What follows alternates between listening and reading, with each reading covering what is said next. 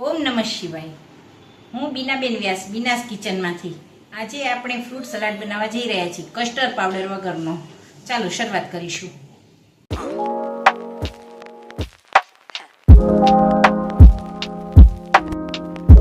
Fruit salad બનાવવા માટે આપણે આ 4 લીટર દૂધ લીધેલ છે, જે આપણે ગરમ કરવા મૂક્યું છે। હવે આપણે એને ઉકાળી લેશું। દૂધને સતત હલાવતા રહેશું, જેનાથી જે કરીને તે નીચે ના બેસી જાય, દૂધ દાજી ના જાય। આપણે આને હવે એકદમ ઘાટું ન થાય ત્યાં સુધી હલાવતા રહેશું। હવે આપણે આ દૂધમાં ઉફાણો આવે એટલે 5 કપ જેટલી ખાંડ ઉમેરીશું, એટલે એ પ્રમાણમાં મીઠું થશે। તમે જોઈ રહ્યા છો આ આપણું દૂધ ઉકળીને ઘાટું એકદમ સરસ થઈ ગયું છે। ઠંડુ થયું એટલે આની તર તમે જોઈ શકો છો। આપણે ઉકાળ્યું એટલે આ કેટલી તર જાડી થઈ ગઈ છે। હવે આપણે આમાં ફ્રૂટ ઉમેરીશું।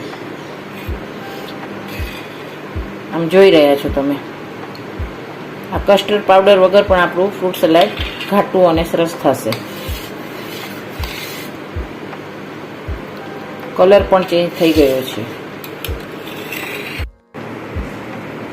આ બધા ફ્રૂટ મેં સુધારી લીધા છે, એકદમ ઝીણા ઝીણા। ઘણા લોકો છે સફરજનનો છીણ કરે છે, ખમણ કરી નાખે છે, પણ એનો રસ બધો નીકળી જાય, તેથી ફીકું પડી જાય। એટલે આપણે સુધારવાના જ છે, ખમણવાનું નથી। તમે જોઈ રહ્યા છો આ બધા ફ્રૂટ આમાં એડ કરીશું।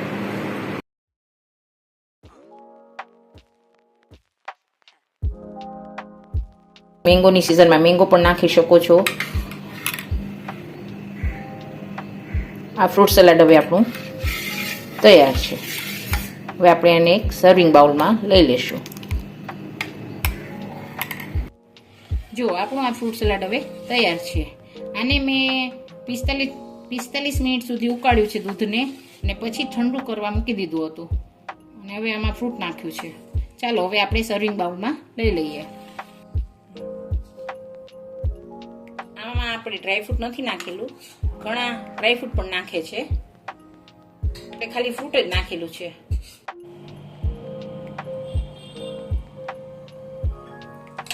તો તૈયાર છે આપણો ફ્રૂટ સલાડ કસ્ટર્ડ પાવડર વગરનો।